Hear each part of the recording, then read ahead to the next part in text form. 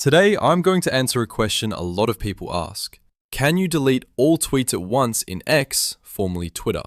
The short answer is no. X does not currently give you a native bulk delete button for posts.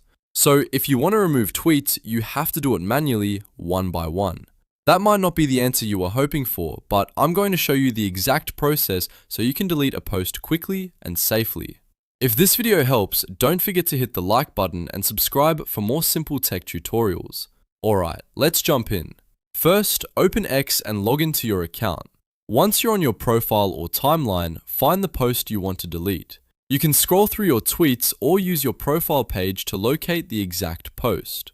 When you find the tweet, look to the top right corner of that post and click the three dots menu. This menu gives you more options for that specific tweet. From the list that appears, choose Delete.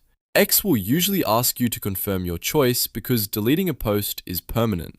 Once you confirm, the tweet will be removed from your account. And that's it, the post is gone.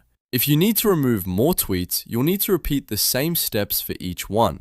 So again, there is no built-in way to delete everything at once directly inside X, at least not with the standard options available to most users.